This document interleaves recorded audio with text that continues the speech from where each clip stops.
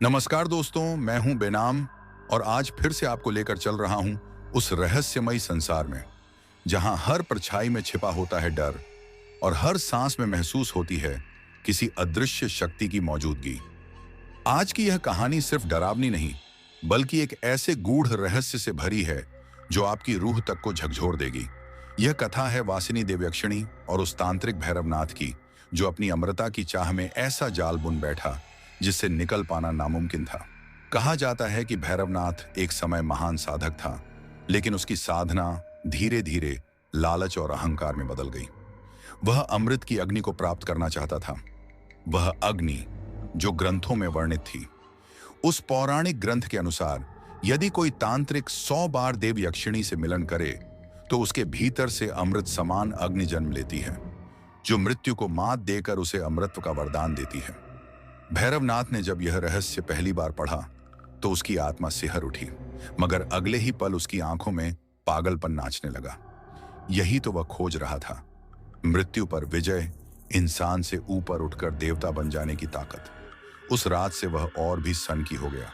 उसकी हर साधना, हर जागी रात और हर सांस सिर्फ एक ही लक्ष्य के इर्द गिर्द घूमने लगी, वासिनी देव यक्षिणी को बुलाना।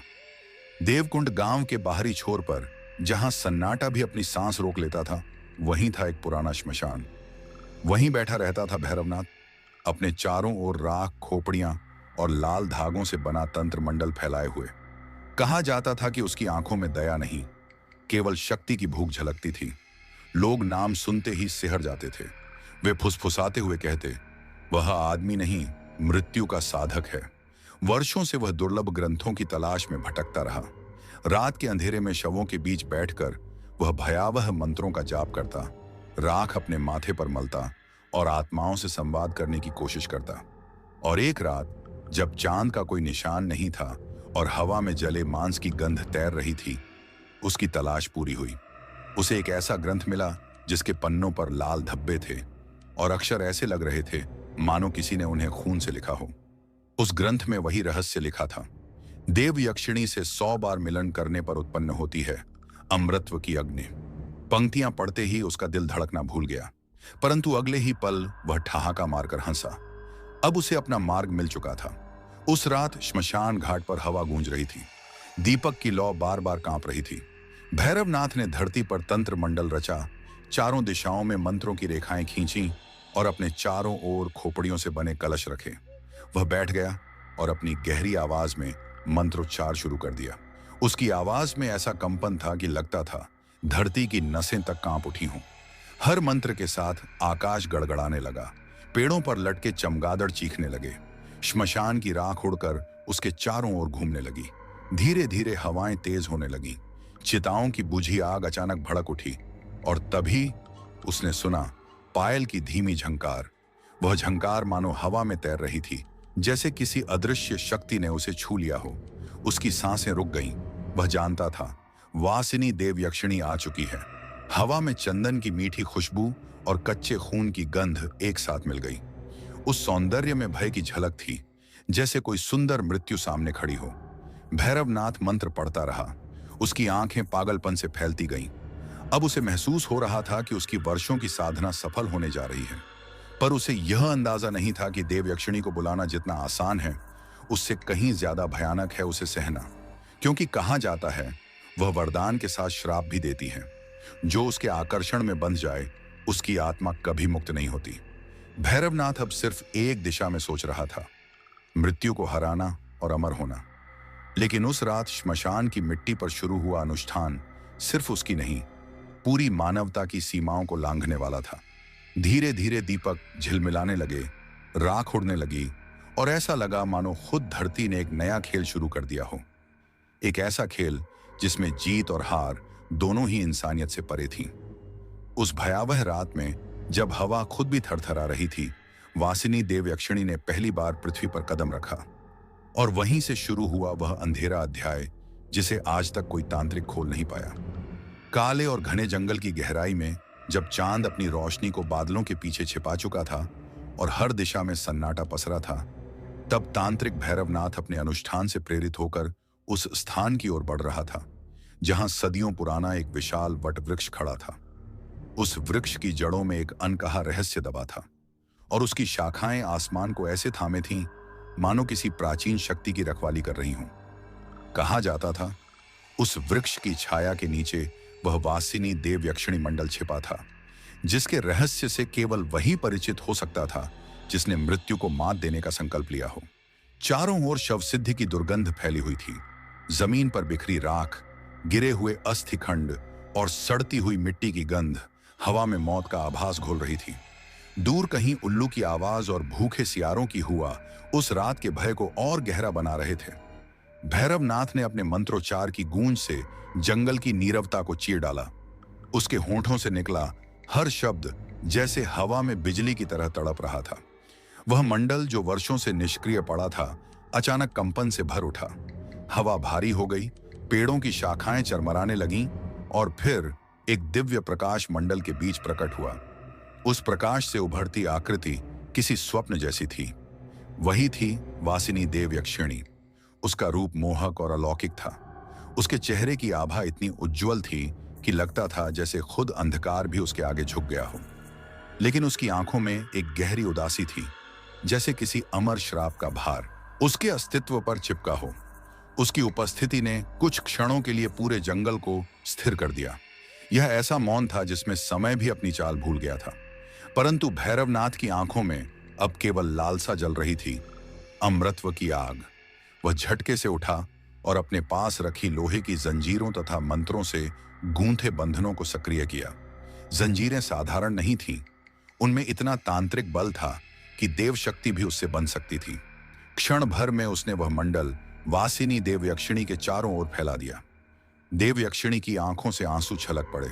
उसकी आवाज पहली बार इंसान की तरह गूंजी, मुझे मुक्त कर दो तांत्रिक, वरना यह शक्ति जो तुम्हें वरदान लग रही है वही तुम्हारा विनाश बनेगी।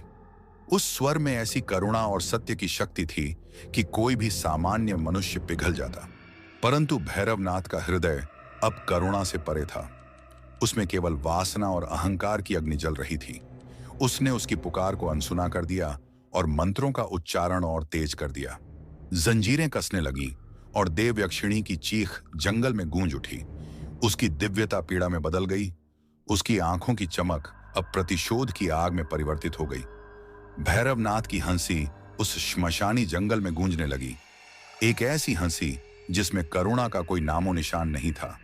वह अट्टहास ऐसा था जैसे कोई पिशाच अपने शिकार पर विजय की घोषणा कर रहा हो। उस क्षण वासिनी देवयक्षिणी की विवशता और भैरवनाथ की निर्दयता ने मिलकर वातावरण को और भी डरावना बना दिया। जंगल के पेड़ सिहर उठे, हवा ठहर गई और दूर से आती चित्कारें इस भयावह दृश्य की साक्षी बनी। अब रात और भी गहरी हो चली थी। भैरवनाथ ने अनुष्ठान का दूसरा चरण शुरू किया। उसने रक्त बलि के लिए तैयार की गई हड्डियां और खून से भरा कलश मंडल के मध्य रखा।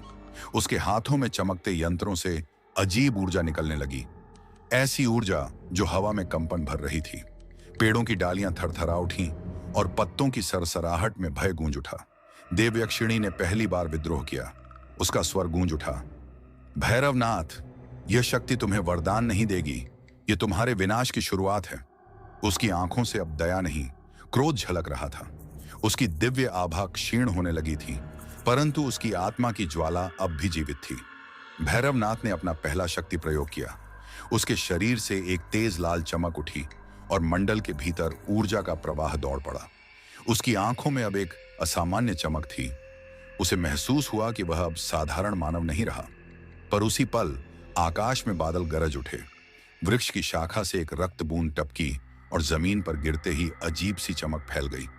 वह संकेत था, यह शक्ति वरदान के साथ श्राप भी है। तभी आकाश में गूंजी एक भयंकर अट्टहास, इतनी गहरी कि लगता था स्वयं धरती कांप उठी हो। वह आवाज वासिनी देवयक्षिणी की आत्मा की थी। कमजोर पड़ने के बावजूद वह भैरवनाथ के अनुष्ठान को चुनौती दे रही थी। भैरवनाथ के चेहरे पर विजय और भय दोनों की मिलीजुली झलक थी। वह जानता था कि उसने कुछ अद्भुत हासिल किया है, परंतु हृदय की गहराइयों में एक अनजाना डर सिर उठा रहा था। उसे आभास हो चुका था, यह शक्ति स्थायी नहीं बल्कि एक अग्निकुंड है जो अंततः उसे ही भस्म कर देगा। देवयक्षिणी ने मन ही मन शपथ ली, चाहे मेरा अस्तित्व मिट जाए, पर मेरी आत्मा इस तांत्रिक का नाश करेगी। उसकी चेतना अब भी मंडल में धड़क रही थी। जंगल की हवाओं में अजीब सी सिहरन फैल गई। दूर से आती चीखें और पत्तों की सरसराहट अब किसी आने वाले तूफान की सूचना दे रही थी। आकाश में गूंजती अट्टहास की गूंज बता रही थी, यह केवल पहला प्रयोग था। असली भय तो अब शुरू होने वाला था और असली खेल तो अब शुरू होना बाकी था। देवकुंड गांव के लोग धीरे धीरे यह महसूस करने लगे थे कि कुछ अनिष्ट उनके आसपास घट रहा है। रात के सन्नाटे में श्मशान की दिशा से आती अजीब अजीब आवाजें उनके दिलों की धड़कनें बढ़ा देती थीं। हवा में मृतकों की गंध तैरने लगी थी और हर झोंके के साथ एक रहस्यमयी सिहरन पूरे गांव में फैल जाती थी। कई लोग बिना किसी निशान के अचानक गायब हो रहे थे। तभी गांव के वृद्ध पुजारी ने सबको चेताया। तांत्रिक भैरवनाथ ने अब वासिनी देवयक्षिणी की साधना का मार्ग पकड़ लिया है। यह राह सिर्फ शक्ति नहीं, बल्कि विनाश, भय और मृत्यु का संगम है। उन्होंने गांव वालों को सख्त हिदायत दी कि रात के समय कोई भी घर से बाहर न निकले, क्योंकि अब हर कोना किसी अज्ञात उपस्थिति से भरा हुआ था। भय के बावजूद कुछ लोग जिज्ञासावश अनजाने का सामना करने की हिम्मत करते, पर जो लौटे उनके चेहरे पर खामोश दहशत हमेशा के लिए बस गई। इस बीच वासिनी देवयक्षिणी धीरे धीरे दुर्बल होती जा रही थी। उसकी दिव्य शक्ति क्षीण हो रही थी, पर उसकी आंखों की रहस्यमयी चमक में अब भी कोई गुप्त योजना छिपी दिखाई देती थी। ऐसा लग रहा था मानो वह अपने भीतर छुपी अग्नि से तांत्रिक भैरवनाथ का अंत करने का मार्ग खोज रही हो। उसकी दृष्टि में दर्द, क्रोध और प्रतिशोध का मिश्रण था, जैसे उसकी हर सांस किसी अनदेखे तूफान की तैयारी कर रही हो। भैरवनाथ अपनी साधनाओं से और भी शक्तिशाली होता जा रहा था। उसका शरीर अब साधारण मानव जैसा नहीं रह गया था। उसकी आंखों में पागलपन और शक्ति का अद्भुत संगम झलकता था। लेकिन जैसे जैसे उसकी शक्ति बढ़ी, वैसे वैसे उसके चारों ओर अजीब और भयानक घटनाएं भी बढ़ने लगीं। खेतों में रात के समय हलचल होने लगी। पुरानी कब्रों के पास से साए उठने लगे। कभी किसी की हंसी तो कभी किसी की चीख सुनाई देती। श्मशान से आती हांफती फुसफुसाहटें देवकुंड गांव तक पहुंचती और हवा में एक डरावनी गूंज छोड़ जाती। वातावरण इतना भारी और अंधकारमय हो गया था कि सूखी पत्तियों की सरसराहट भी किसी आत्मा के कदमों जैसी लगने लगी थी। हर कोने में छिपा डर अब मानो जिंदा हो उठा था। गांव वाले रात में किसी भी आवाज पर कांप जाते और श्मशान की दिशा में नजर पड़ते ही उनकी रूह कांप उठती। वासिनी देवयक्षिणी के शरीर की शक्ति भले ही कम हो रही थी, लेकिन उसकी आत्मा अब भी प्रचंड थी। वह हर क्षण भैरवनाथ के प्रयोगों का अनुभव करती, उन्हें समझती और भीतर ही भीतर उसका विरोध करने का तरीका खोजती जा रही थी। तांत्रिक भैरवनाथ अब अपनी अपार शक्ति से अभिभूत था, लेकिन धीरे धीरे उसे यह एहसास होने लगा कि उसकी साधना का असर केवल उस पर नहीं, बल्कि पूरी सृष्टि पर पड़ रहा है।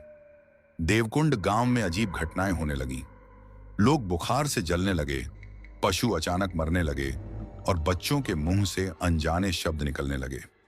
वह यह समझ नहीं पा रहा था कि यह सब उसकी शक्ति का परिणाम है या वासिनी देवयक्षिणी का श्राप। अब गांव का सन्नाटा और भी गहरा हो गया था।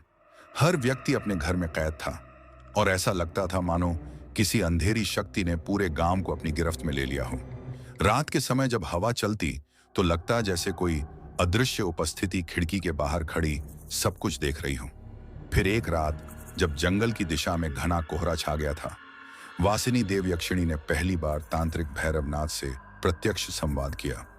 उसकी आवाज इतनी शांत थी कि वह हवा में गूंजते हुए भी सीधे हृदय में उतरती थी। उसने कहा, तुम जितना मेरा शोषण करोगे उतना ही विनाश अपने घर बुलाओगे। याद रखना, मेरी शक्ति को बंधन में रखना संभव नहीं है। भैरवनाथ उसकी बात सुनकर हंस पड़ा। उसकी आंखों में अहंकार की लपटें जल उठीं। उसने घमंड से कहा, मैं अब मृत्यु को भी साथ चुका हूं वासिनी। तुम्हारी शक्ति अब मेरी है। मैं अमृतत्व की अग्नि पा चुका हूं। वासिनी मुस्कुराई, एक रहस्यमयी मुस्कान जो भय और चेतावनी दोनों थी। उसने धीरे से कहा, अमृतत्व का मार्ग केवल मृत्यु से होकर गुजरता है भैरवनाथ, और तुम्हारा मार्ग अब तय हो चुका है। उसकी बातों में जैसे कोई भविष्य छिपा था। तांत्रिक के भीतर पहली बार असमंजस जागा। उस रात से उसे भयानक सपने आने लगे। सपनों में वह देखता कि वासिनी देवयक्षिणी उसके चारों ओर घूम रही है। उसकी आंखों से खून टपक रहा है और उसकी हंसी से पूरा कक्ष गूंज रहा है।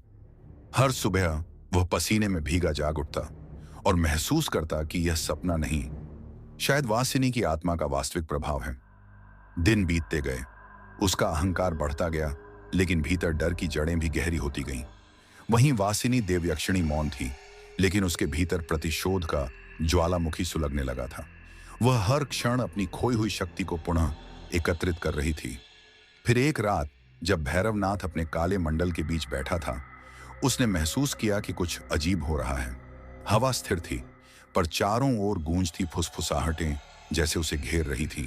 उसने देखा वासिनी की जंजीरों पर हल्की हल्की दरारें पड़ने लगी हैं, और अब उन जंजीरों से उठती रहस्यमयी धुंध ने पूरे वातावरण को अपने रहस्यमय आलिंगन में समा लिया था। चारों ओर फैली वह ऊर्जा किसी अदृश्य परिवर्तन का संकेत दे रही थी।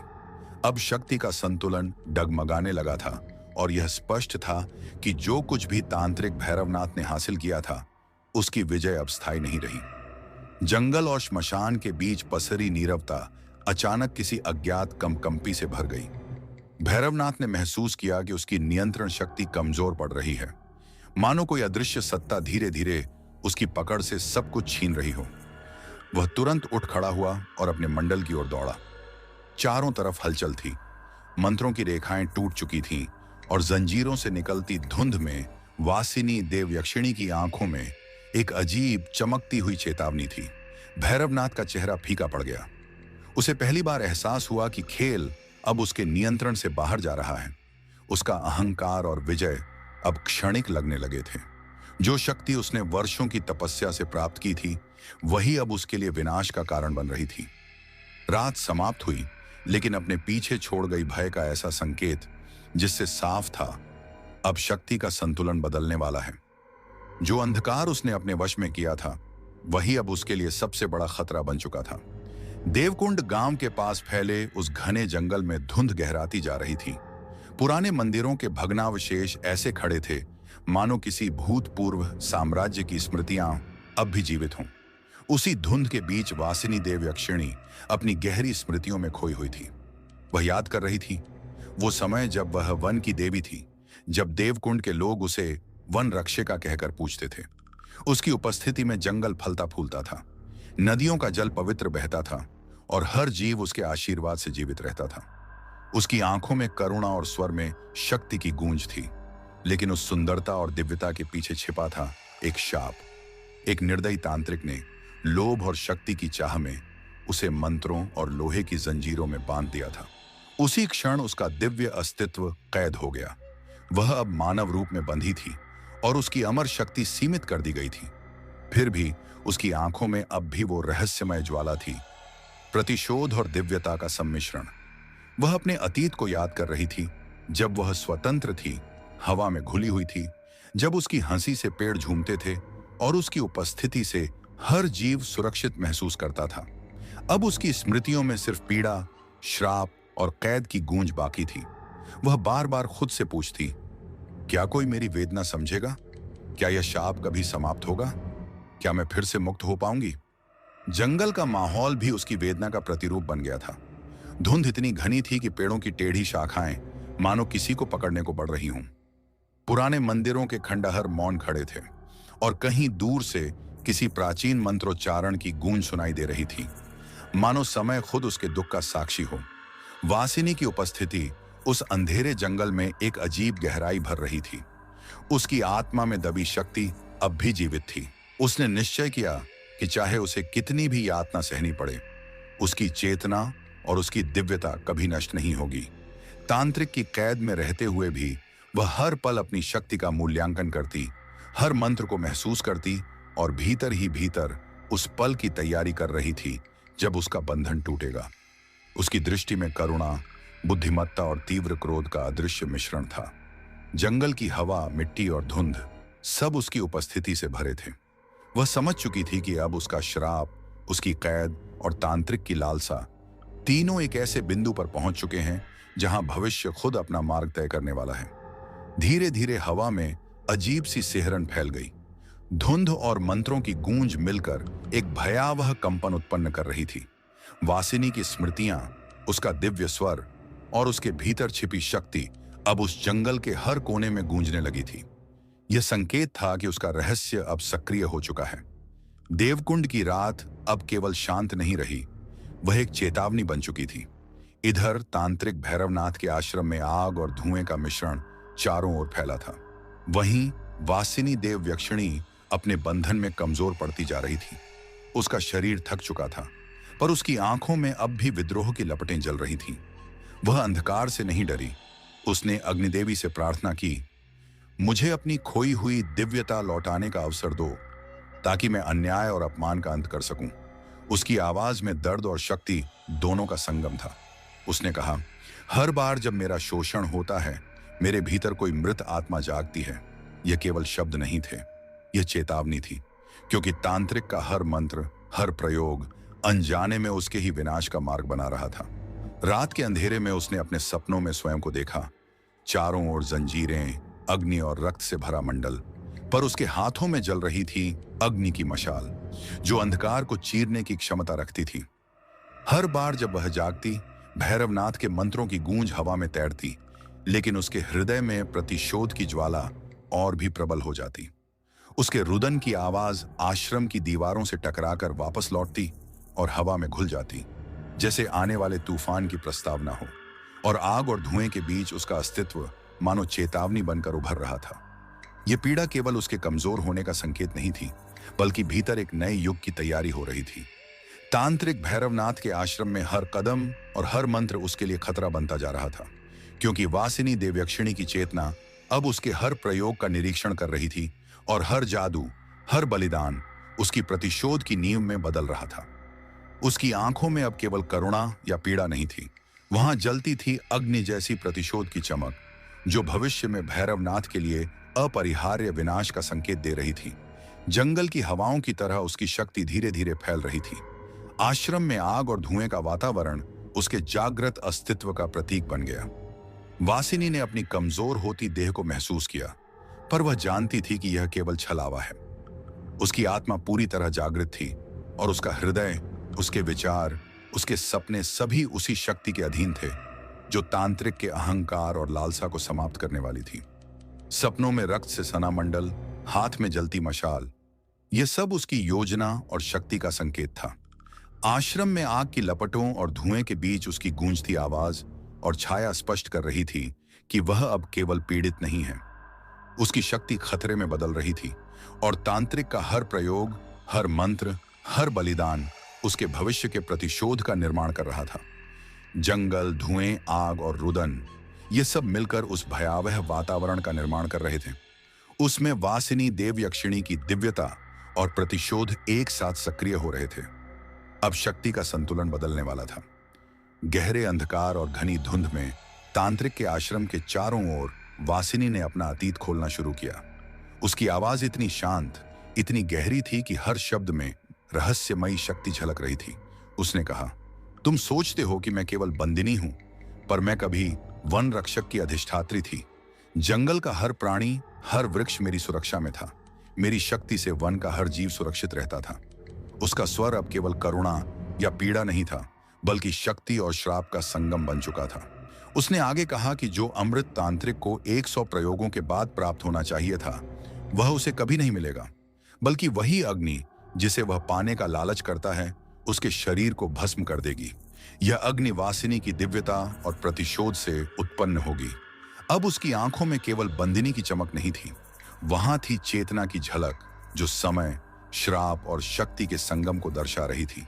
उसके हाव भाव साफ बता रहे थे कि अब वह केवल पीड़ित नहीं, बल्कि तांत्रिक के अहंकार के विनाश की प्रतीक्षा कर रही थी।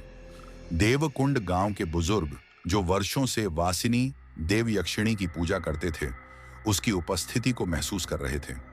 उनके अनुभव ने उन्हें चेतावनी दी कि तांत्रिक का अहंकार और प्रयोग अब उसकी शक्ति के लिए खतरा बन रहे हैं। उन्होंने गुप्त रूप से योजना बनाई। पुराने मंदिर में अनुष्ठान की तैयारी शुरू हुई। मंदिर में धूप, धुएं और मंत्रोच्चारण की गूंज वातावरण को और रहस्यमयी बना रही थी। बुजुर्गों ने मंत्र पढ़े और आग के चारों ओर संरक्षित मंडल तैयार किए, मानो किसी अदृश्य शक्ति का इंतजार हो। तांत्रिक की परछाइयां, जिनमें उसका अहंकार और लालसा झलक रही थी, मंदिर की सीमा तक फैल रही थी। साथ ही कुमारी देव यक्षिणी की शक्ति धीरे धीरे प्रतिक्रिया दे रही थी।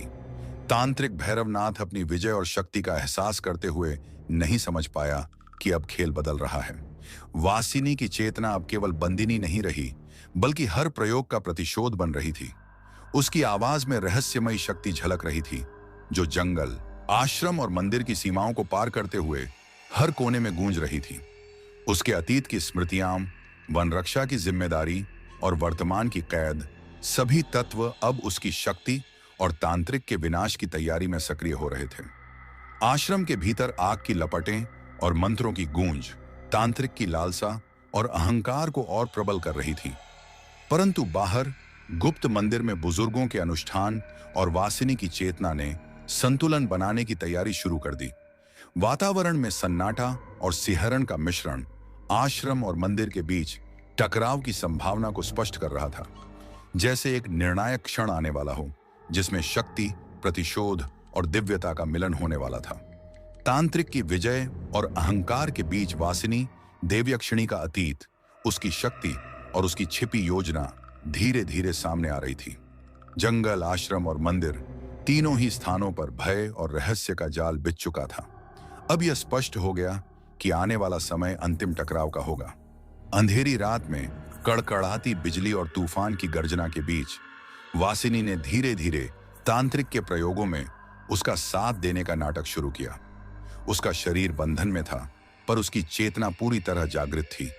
वह मंत्रों को उलट रही थी, उनकी ऊर्जा को विकृत कर रही थी। तांत्रिक सोचता था कि अब वासिनी उसकी कैद स्वीकार कर चुकी है। उसका अहंकार उसे यह विश्वास दिला रहा था कि जीत उसके हाथ में है, लेकिन वास्तविकता यह थी कि वासिनी धीरे धीरे उसकी शक्ति को चूस रही थी, उसकी ऊर्जा को असंतुलित कर रही थी। हर प्रयोग के साथ तांत्रिक स्वयं अपने विनाश की ओर बढ़ रहा था। रात के सबसे अंधेरे समय, जब तांत्रिक गहरी नींद में था और मंत्रों की थकान उसके शरीर को जकड़े हुए थी, वासिनी देवयक्षिणी ने जंजीरों को धीरे धीरे खींचना शुरू किया। खड़खड़ाहट उसकी विद्रोह की चेतना को व्यक्त कर रही थी। जंजीरों की आवाज जैसे बिजली की चुभन के साथ जंगल और आश्रम में फैल रही थी, और पहली बार उसके होठों पर वह गुप्त मुस्कान उभरी। यह मुस्कान केवल उसकी विद्रोह और योजना का संकेत नहीं थी, बल्कि खेल के बदलने की उद्घोषणा थी। अब संतुलन बदलने वाला था। वासिनी केवल बंदिनी नहीं, बल्कि शक्ति की वास्तविक संचालक बनने वाली थी। बिजली की चमक उसके चेहरे पर रहस्यमयी छाया डाल रही थी। तूफान की गर्जना के बीच आश्रम में गूंजती अशुभ हंसी यह स्पष्ट कर रही थी कि अब वह केवल प्रतीक्षा नहीं कर रही थी, वह हमला करने के लिए पूरी तरह तैयार थी।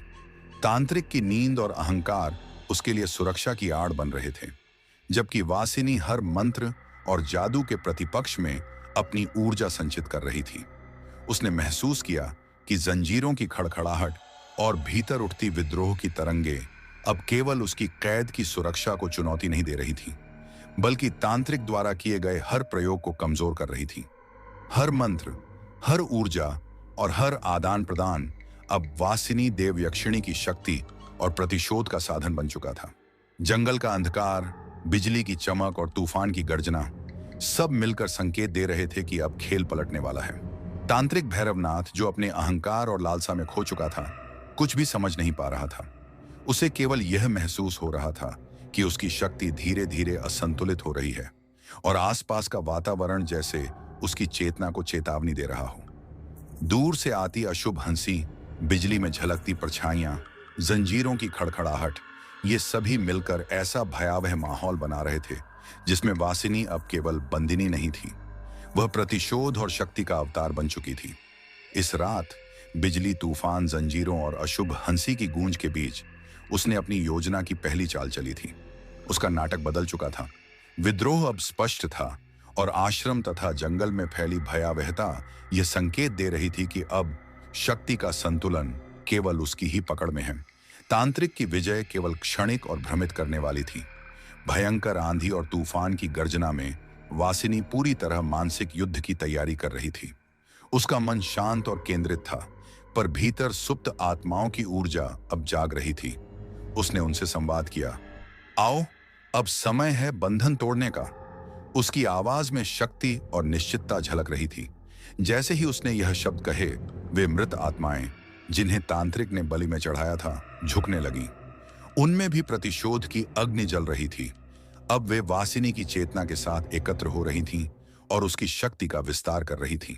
उसने पहली बार स्पष्ट घोषणा की, तुम मुझे 100 बार बांध सकते हो, पर एक बार मैं मुक्त हुई तो तुम्हारी सारी साधना राख हो जाएगी।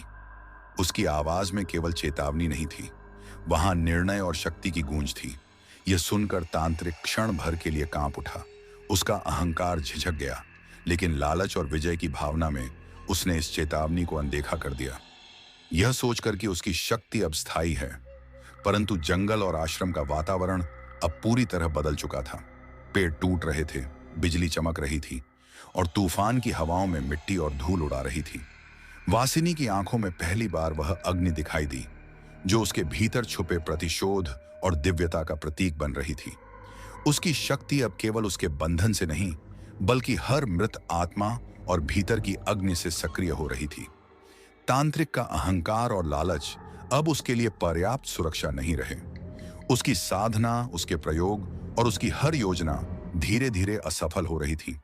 वासिनी ने महसूस किया कि अब समय आ गया है। वह केवल बंदिनी नहीं, बल्कि मृत्यु का दूत बनकर उठेगी। उसकी शक्ति और प्रतिशोध एक साथ तांत्रिक के विनाश की तैयारी कर रहे थे। आश्रम और जंगल का वातावरण इस बदलाव को पूरी तरह दर्शा रहा था। आंधी की गर्जना, टूटते पेड़, झूलती शाखाएं और दूर दूर से आती रहस्यमयी आवाजें संकेत दे रही थीं कि अब संतुलन पूरी तरह बदल चुका है। वासिनी की चेतना और शक्ति ने चारों ओर का भय और रहस्य और भी तीव्र कर दिया था।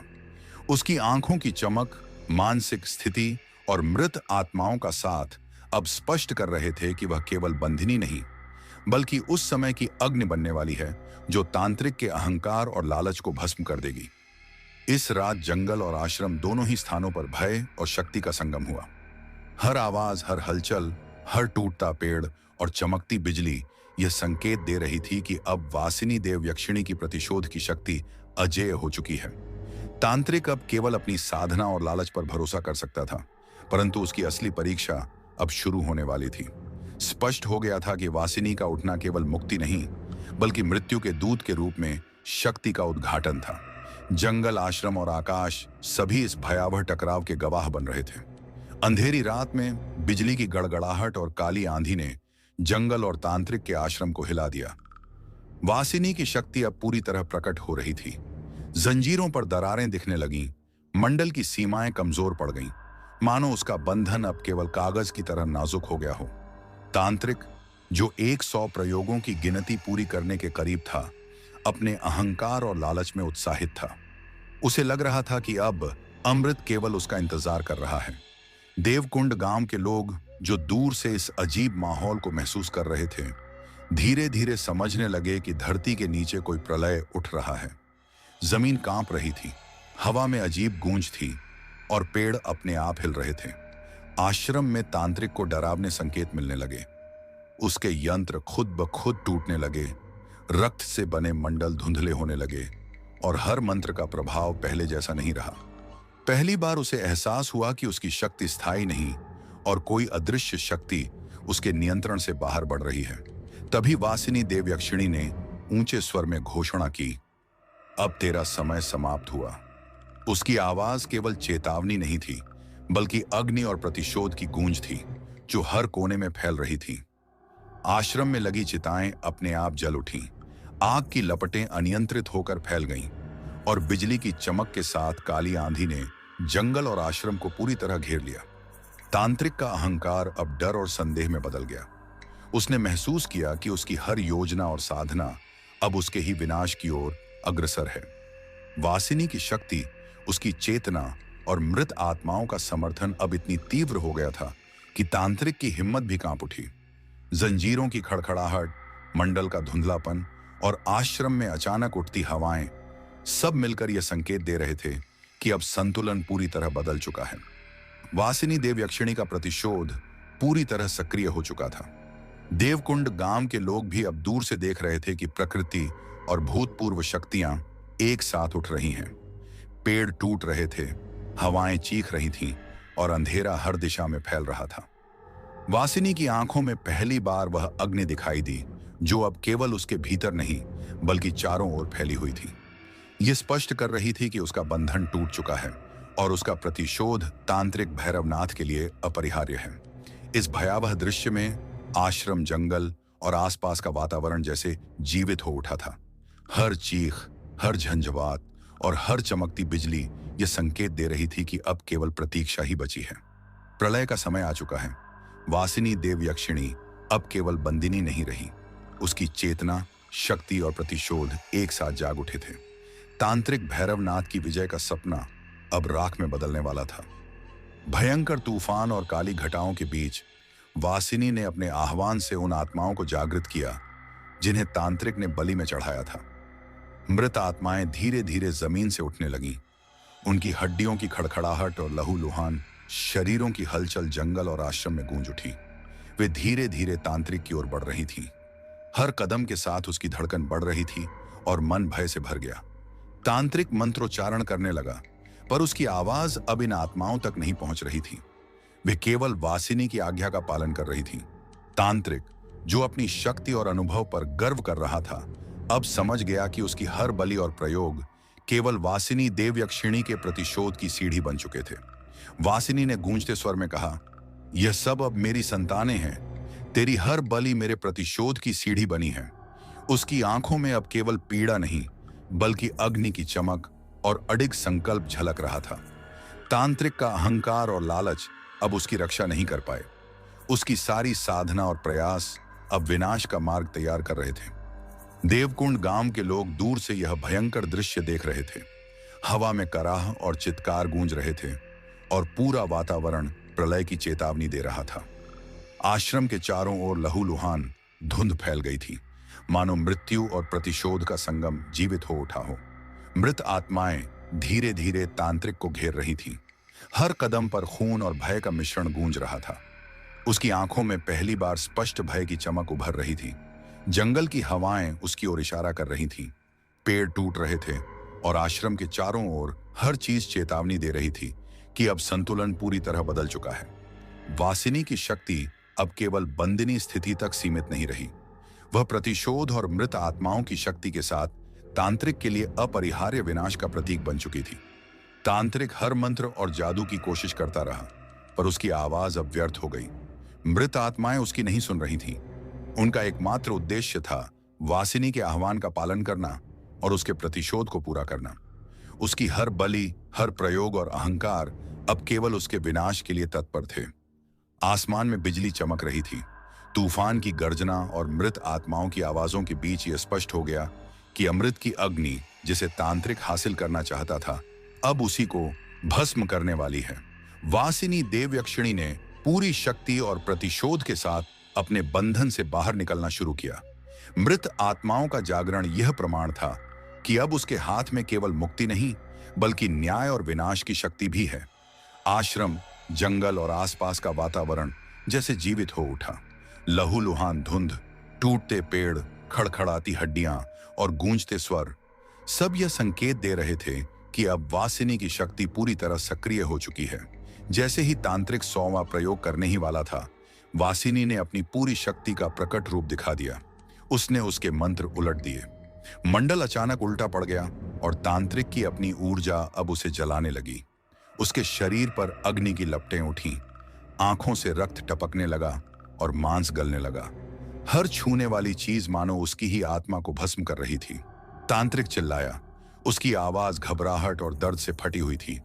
मैं अमर होना चाहता था, लेकिन अब उसकी लालसा और अहंकार उसे कोई बचाव नहीं दे रहे थे। तभी वासिनी गर्जना करती हुई सामने आई। उसका स्वर पूर्ण शक्ति और प्रतिशोध से भरा हुआ था। अमृत मृत्युवर है और वही तेरा भाग्य है। उसकी जंजीरें अचानक टूट गईं। अब उसका स्वरूप केवल बंदिनी नहीं बल्कि दिव्य और भयंकर दोनों हो गया।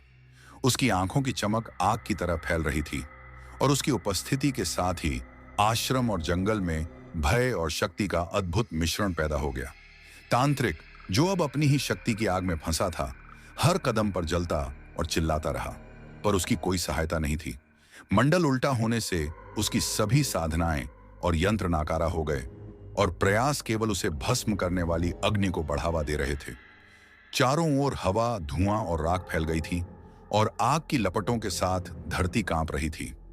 आकाश से जलती हुई राख गिर रही थी, मानो आकाश भी इस विनाश का गवाह बन रहा हो। देवकुंड गांव वाले दूर से यह दृश्य देख रहे थे।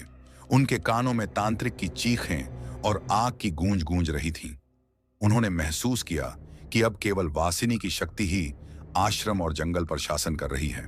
मृत आत्माएं जो पहले उसकी बंदिनी थीं, अब उसकी शक्ति और प्रतिशोध का हिस्सा बन चुकी थी। हर शक्ति का टकराव तांत्रिक के लिए अपरिहार्य विनाश की ओर बढ़ रहा था। तांत्रिक के शरीर से उठती आग और रक्त की लपटें उसकी ही ऊर्जा द्वारा उसे भस्म करने का प्रतीक बन गई। हर मंत्र, यंत्र और प्रयास अब उसकी अपनी आत्मा को जलाने वाला था। वासिनी देव यक्षिणी का दिव्य और भयंकर स्वरूप पूरी तरह जागृत था। उसकी शक्ति जंगल, आश्रम और आसमान तक फैल रही थी। प्रतिशोध अब केवल मानसिक नहीं बल्कि भौतिक रूप में प्रकट हो चुका था। आग का विस्फोट, धरती का कांपना और आकाश से बरसती राख, ये भयंकर क्षण स्पष्ट कर रहे थे कि अब संतुलन पूरी तरह बदल चुका है। वासिनी की शक्ति और प्रतिशोध ने तांत्रिक के अहंकार को नष्ट कर दिया। उसकी दिव्यता ने मृत आत्माओं और जंगल की ऊर्जा को अपने साथ मिलाकर संदेश दिया। अब प्रतिशोध का समय है और कोई भी इस अग्नि का सामना नहीं कर सकता। भयंकर रात और विनाश के बाद जैसे ही तांत्रिक का शरीर राख बन गया, उसकी आत्मा उन मृत आत्माओं द्वारा नोच ली गई जिन पर उसने अपने अहंकार और लालच से अत्याचार किया था। उनका प्रलयकारी क्रोध अब पूरी तरह संतुष्ट हो चुका था और उनका प्रतिशोध अब पूरी तरह वासिनी देव यक्षिणी की शक्ति में विलीन हो गया। इसी क्षण वासिनी का श्राप टूट गया और उसका दिव्य रूप प्रकट हुआ। उसकी आंखों में चमक और स्वरूप में शक्ति अब केवल बंदिनी की नहीं बल्कि पूरे वन की अधिष्ठात्री की थी। वह पुनः वन और उसके प्राणियों की रक्षक बन गई। वह देवीय आत्मा जो सदियों से इस वन की रक्षा करती रही, अब पूरी तरह मुक्त हो चुकी थी। देवकुंड गांव के लोग जो दूर से इस अद्भुत और भयावह दृश्य के साक्षी बने थे, उसकी दिव्यता और शक्ति को देखकर स्तब्ध रह गए। उन्होंने श्रद्धा और भक्ति से उसकी पूजा की, पर वासिनी केवल उन्हें आशीर्वाद देती हुई जंगल में विलीन हो गई। उसकी उपस्थिति से वन में जीवन लौट आया। पेड़ फूल खिल उठे, पक्षियों की चहचहाहट गूंजने लगी और हवा की हल्की सरसराहट ने संकेत दिया कि अब यह भूमि सुरक्षित है। उसने आखिरी बार अपनी शांत और गंभीर आवाज में कहा, मैं पुनः वहीं जाऊंगी जहां से आई थी। यह भूमि अब सुरक्षित है। सूर्योदय की पहली किरणें जंगल और गांव को रोशन कर रही थीं। हवाएं शांत हो गईं और पक्षियों की चहचहाहट ने जीवन और सुरक्षा का संदेश दिया। फिर भी हवा में कहीं ना कहीं अभी भी रहस्यमयी भय शेष था। यह संकेत था कि वासिनी देव यक्षिणी की शक्ति केवल वन और उसके प्राणियों की रक्षा के लिए सक्रिय है। कोई भी जबरदस्ती या लालच से उसका सामना करेगा, उसका प्रतिशोध अनिवार्य रूप से जाग जाएगा। जंगल में उसकी उपस्थिति अब हर पेड़, हर नदी और हर जीव में महसूस की जा सकती थी। मृत आत्माओं का शांत होना और तांत्रिक भैरवनाथ के विनाश के बाद वासिनी ने पूरे वन को अपनी दिव्यता और शक्ति से संरक्षित कर दिया। गांव के लोग उसकी पूजा करते हुए उसके आशीर्वाद के महत्व को समझ गए। हर किसी के मन में यह श्रद्धा घर कर गई कि वन अब सुरक्षित है। हालांकि माहौल शांत था, पर रहस्य और भय की हल्की झिलमिलाहट कहीं दूर नजरों में बाकी थी। यह याद दिलाता था कि वासिनी की शक्ति अजय और अपराजेय है। वह अब केवल बंदिनी नहीं रही, उसका रूप दिव्य और भयंकर दोनों था। एक ऐसी शक्ति जो वन के संतुलन और न्याय की रक्षक थी। वह धीरे धीरे सुबह की रोशनी में जंगल में विलीन हो गई। उसकी छवि गांव वालों के मन में श्रद्धा और भय के मिश्रण के रूप में जीवित रह गई। इस प्रकार वासिनी देव यक्षिणी की मुक्ति और पुनः दिव्यता का उदय न केवल वन और प्राणियों की रक्षा का प्रतीक बना, बल्कि यह भी दर्शाता है कि शक्ति और न्याय का असली संतुलन केवल तभी सुरक्षित रहता है जब उसे समझ और सम्मान मिले। वन अब पुनः जीवित और सुरक्षित था। सूरज की किरणों में नई आशा और सुरक्षा की गूंज थी। वासिनी की रहस्यमयी उपस्थिति ने यह संदेश दे दिया कि वह हमेशा देखने और रक्षक बनने के लिए तैयार है, चाहे शांति हो या खतरा। जैसे ही अंधकार से भरे दिनों के बाद गांव धीरे धीरे सामान्य जीवन की ओर लौटता है, लोग यह मानने लगे कि वासिनी ने उन्हें बचा लिया और वन अब सुरक्षित है। बच्चे खेलते हैं, किसान अपने खेतों में लौटते हैं और हवाओं में हल्की सरसराहट सुनाई देती है। पर उसी रात जब सब सो रहे थे, एक बच्चा अपने सपनों में देखता है कि राख से कोई हाथ धीरे धीरे बाहर निकल रहा है, मानो अंधकार में अभी भी कोई छुपी शक्ति शेष हो। यह दृश्य उसके मन में भय पैदा करता है और संकेत देता है कि तांत्रिक की आत्मा पूरी तरह नष्ट नहीं हुई। कहीं अंधकार में वह अपनी वापसी की तैयारी में है। उसकी ऊर्जा अब भी अधूरी और प्रलयकारी बनी हुई है। सपनों में बच्चे की चीखें और धुंध से ढके जंगल की छवि अजीब डर पैदा कर रही थी। उसी क्षण आसमान में क्षण भर के लिए वासिनी की आंखों की छवि दिखाई दी। उसकी आंखें अब दिव्यता और शक्ति का प्रतीक बन चुकी थीं, जैसे हर स्थिति पर नजर रख रही हों। यह दृश्य गांव वालों के मन में यह समझा देता है कि वासिनी केवल रक्षक बनी है और वह हमेशा जंगल और प्राणियों की सुरक्षा में सक्रिय रहेगी। लेकिन अंधकार में खतरा अभी भी कहीं ना कहीं मौजूद है। गांव में सामान्य जीवन लौटता है, लोग अपने कामों में व्यस्त हैं, पर जंगल की ओर नजरें सतर्क रहती हैं। हवा में हल्की सरसराहट, दूर से आती धीमी हंसी और पेड़ों के बीच छुपे अजीब शैडोज, ये सभी संकेत देते हैं कि शांति में भी भय छिपा हुआ है। बच्चे, बुजुर्ग और गांव वाले अब जानते हैं कि वासिनी देव यक्षिणी की शक्ति और तांत्रिक की अधूरी आत्मा हमेशा उनके जीवन का हिस्सा रहेगी। हर धुंध से ढके जंगल की छवि, धीमी हंसी और हवा की हल्की सरसराहट ये संदेश देती हैं कि कहानी समाप्त नहीं हुई। यह केवल नए अध्याय का प्रारंभ है। तांत्रिक की अधूरी आत्मा और उसकी प्रलयकारी लालसा कहीं ना कहीं सक्रिय है और वासिनी की नजरें हमेशा चौकस हैं। गांव वाले उसकी दिव्यता और शक्ति को महसूस करते हैं और संतुष्ट होते हैं कि वन अब सुरक्षित है। परंतु उनके मन में यह भय और चेतावनी हमेशा बनी रहती है कि अंधकार की कोई ताकत कहीं छिपी हो सकती है। जैसे ही सूरज की पहली किरणें जंगल और गांव को रोशन करती हैं, यह स्पष्ट होता है कि हर शांति और सामान्य जीवन केवल अस्थायी है। वासिनी देव यक्षिणी की उपस्थिति, उसकी आंखों की छवि और हवा में छुपा रहस्यमयी डर यह संकेत देता है कि शक्ति और प्रतिशोध की कहानी समाप्त नहीं हुई। हर अंत, चाहे वह कितनी भी भयावह या शांतिपूर्ण क्यों न हो, अपने भीतर नए आरंभ की प्रतीक्षा करता है। यह दृश्य गांव वालों के मन में भय, श्रद्धा और रहस्य का मिश्रण छोड़ता है। यह संदेश देता है कि अंधकार और दिव्यता हमेशा एक दूसरे के साथ संतुलन बनाए रखते हैं। गांव अब सामान्य जीवन की ओर लौटता है। बच्चे खेलते हैं, हवाएं हल्की चलती हैं और पक्षियों की चहचहाहट सुनाई देती है। लेकिन हर कोने में वह रहस्यमयी भय मौजूद रहता है, जो याद दिलाता है कि वासिनी की शक्ति और तांत्रिक की अधूरी आत्मा हमेशा किसी न किसी रूप में सक्रिय रहेंगे। यही अंत में संदेश देता है। हर अंत नए आरंभ की प्रतीक्षा करता है। तो मेरे प्यारे दर्शकों, यह थी हमारी आज की कहानी, वासिनी देव यक्षिणी और तांत्रिक की अमृत अग्नि। कैसे तांत्रिक अपनी लालसा में फंस गया और कैसे वासिनी की शक्ति और प्रतिशोध ने उसे उसके अहंकार और लालच का परिणाम दिखाया। अगर आपको यह कहानी पसंद आई हो और रोमांच बढ़ा हो तो वीडियो को लाइक करना ना भूलें, चैनल को सब्सक्राइब करें और अपने दोस्तों के साथ शेयर करें ताकि वे भी इस डरावनी दुनिया का अनुभव कर सकें। हमें कमेंट में बताइए कि आपको कहानी का कौन सा हिस्सा सबसे ज्यादा डरावना लगा और किसने आपकी रूह को झकझोड़ा। याद रखिए, खौफनाक पॉडकास्ट पर हम हर हफ्ते आपके लिए नई नई रहस्यमयी, डरावनी और रोमांचक कहानियां लेकर आते हैं जो आपकी रातों की नींद उड़ा सकती हैं।